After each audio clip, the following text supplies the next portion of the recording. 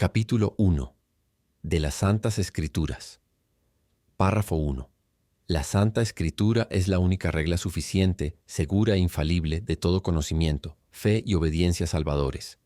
Aunque la luz de la naturaleza y las obras de la creación y de la providencia manifiestan la bondad, sabiduría y poder de Dios, de tal manera que dejan a los hombres sin excusa, aún así, no son suficientes para dar ese conocimiento de Dios y de su voluntad que es necesario para la salvación.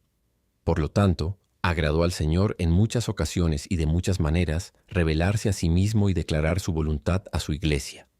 Y después, para preservar y propagar mejor la verdad y para el establecimiento y consuelo más seguros de la iglesia contra la corrupción de la carne y la malicia de Satanás y del mundo, le agradó poner por escrito esa revelación en su totalidad, lo cual hace que las Santas Escrituras sean sumamente necesarias, habiendo cesado ya aquellas maneras anteriores por las cuales Dios reveló su voluntad a su pueblo. Párrafo 2. Con el nombre de Santa Escritura o la palabra de Dios escrita, ya se incluye todos los libros del Antiguo y el Nuevo Testamento, que son los siguientes. Del Antiguo Testamento: Génesis, Éxodo, Levítico, Números, Deuteronomio, Josué, Jueces, Ruth, Primero de Samuel, Segundo de Samuel, Primero de Reyes, Segundo de Reyes, Primero de Crónicas, Segundo de Crónicas, Esdras, Nehemías, Esther, Job, Salmos, Proverbios, Eclesiastés, Cantar de los Cantares, Isaías, Jeremías, Lamentaciones, Ezequiel, Daniel, Oseas, Joel, Amós, Abdías, Jonás, Miqueas, Nahum, Habacuc, Sofonías, Ageo, Zacarías, Malaquías. Del Nuevo Testamento: Mateo, Marcos, Lucas, Juan, Hechos de los Apóstoles, la Epístola de Pablo a los Romanos, Primera de Corintios, Segunda de Corintios, Gálatas, Efesios, Filipenses, Colosenses, Primera de Tesalonicenses, Segunda de Tesalonicenses, Primera de Timoteo, Segunda de Timoteo, Tito, Filemón, la Epístola a los Hebreos, la Epístola de Santiago, Primera y Segunda Epístola de Pedro, Primera, Segunda y Tercera Epístola de Juan, la Epístola de Judas, Apocalipsis. Todos estos fueron dados por inspiración de Dios para que sean la regla de fe y vida. Párrafo 3. Los libros comúnmente llamados apócrifos, como no son de inspiración divina, no forman parte del canon o regla de la Escritura y por lo tanto no tienen autoridad para la Iglesia de Dios, ni debe ninguno de estos ser aprobado o usado de una manera distinta a como se hace con otros escritos humanos.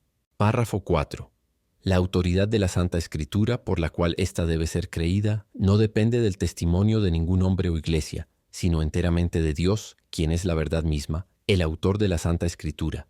Por lo tanto, esta debe ser recibida porque es la palabra de Dios. Párrafo 5. El testimonio de la Iglesia de Dios puede movernos e inducirnos a tener una alta y reverente estima por las Santas Escrituras, y el carácter celestial de su contenido, la eficacia de su doctrina, la majestad de su estilo, la armonía de todas sus partes, el escopo de esta en su conjunto, que es dar toda la gloria a Dios, la plena revelación que hace del único camino de salvación para el hombre, y muchas otras excelencias incomparables, y la totalidad de las perfecciones de la misma son argumentos por medio de los cuales da evidencia abundantemente de ser la palabra de Dios. No obstante, nuestra persuasión y certeza plenas de su verdad infalible y autoridad divina provienen de la obra interna del Espíritu Santo, dando testimonio en nuestros corazones por medio de la palabra y con la palabra. Párrafo 6. Todo el consejo de Dios concerniente a todas las cosas que son necesarias para su propia gloria, la salvación del hombre, la fe y la vida, está expresamente escrito o necesariamente contenido en la Santa Escritura, a la cual no debe añadirse nada en ningún momento, ni por nueva revelación del Espíritu, ni por las tradiciones de los hombres. No obstante, reconocemos que la iluminación interna del Espíritu de Dios es necesaria para el entendimiento salvador de las cosas que están reveladas en la palabra, y reconocemos que hay algunas circunstancias concernientes a la adoración a Dios y el gobierno de la Iglesia que son comunes a las acciones y sociedades humanas, las cuales deben ser ordenadas a la luz de la naturaleza y la prudencia cristiana, conforme a las reglas generales de la palabra, las cuales siempre deben ser obedecidas. Párrafo 7. No todas las cosas en la Escritura son igualmente claras en sí mismas, ni son igualmente claras para todos. Sin embargo, aquellas cosas que es necesario saber, creer y obedecer para salvación, se proponen y exponen tan claramente en uno u otro lugar de la Escritura que no solo los eruditos, sino también los que no lo son, pueden adquirir un entendimiento suficiente de tales cosas mediante el debido uso de los medios ordinarios. Párrafo 8.